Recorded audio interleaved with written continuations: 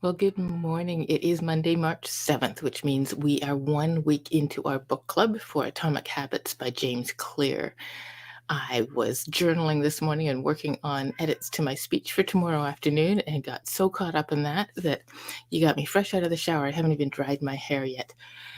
So today, a quick 2 minutes. By the end of today, if we're following along our schedule, you should be finished reading the fundamentals, which gives you a ton of theory on why habits are powerful, how to understand how habits are formed.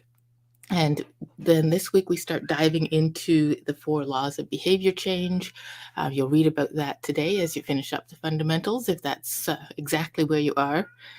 In the content, you saw the impact of making a 1% improvement each day, making things 37 times better by the end of a year.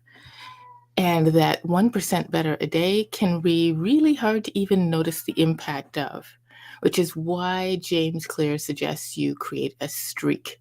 So each day that you do a habit, you do a little check mark, you celebrate, you cross it off, or somehow highlight it on your calendar so you can see a streak of achievement doing those small new habits and noticing that your progress won't be linear, right? The 37 times as good by the end of the year kind of goes like a hockey stick, bit better, a bit better, a bit better. And then all of a sudden there's this threshold you break through and you start seeing, feeling, and enjoying the results in your life.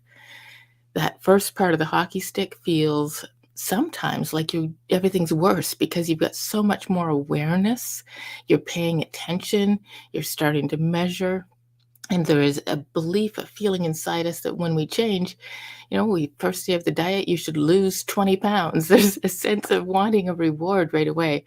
So building up that streak can be the reward. So this week, we're going to dive into that cue, craving, response, reward. In NLP, we talk about everything we do as a strategy, whether it's a habit or not. We see something, feel something, hear something, taste something, and that triggers something in us. It's the cue. And then we tell ourselves something. I'm hungry. I'm overwhelmed. I need a donut. And then we go do the doing that leads to that. It creates this emotion in us that motivates us, right? Emotion is energy in motion. And so that emotion moves us to do the habit. So as we work through the next section of the book, we're going to see about making it obvious. When we're making a new habit, we want to make it obvious. When we're breaking a habit, we want to take away that obviousness, that cue, that trigger. If the trigger is internal, we're going to talk a little bit about that today too. So I'm going to be going live at 9 o'clock. During that, not going live, sorry, we're going to be on Zoom at 9 o'clock together. If you join me, that would be great. We'll do some hot seat coaching. I'm also going to share what gets in the way of making change. Right? Change that you feel like you desire, but it's not congruent. It's like you're self sabotaging. There are a couple of things that happen when that comes up. One is that you have a competing need that is unconscious that we need to bring to awareness. And I have a tool that is absolutely brilliant for doing that. The other is a lack of self trust. Because I haven't succeeded in the past, I won't succeed today. So why bother making myself feel miserable about failing again? And so we just don't do the new behavior at all. We don't invest in it because we don't trust ourselves. So I have a hypnosis that helps you know that you can do the behavior by installing that you are already doing it and have been doing so for years. Then it becomes natural, it becomes automatic as you listen to the hypnosis. We're not going to do the hypnosis on the Zoom call.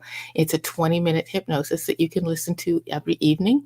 You can fall asleep listening to it as long as you've done the homework from last week and you've thought about the identity that you're stepping into and one small vote, one behavior or habit that you can create and do that helps you step into that identity and prove to yourself that's who you are, then what you'll do is you'll bring to mind that behavior as you turn the hypnosis on and step into building the neurology of already being someone who does that habit, who is already that person. Your unconscious mind does not know the difference between real or imaginary, and doesn't know what's today, what's a year from now. It does not tell time. So that's how we work with the unconscious mind in hypnosis to make profound changes very easily. So I'll be back on through Zoom. So grab the link in the comments of this live and I'll meet you over there. So the live, I'm going to post it in LinkedIn. You'll find the link to the Zoom right in that post in the LinkedIn group. I hope to see you there.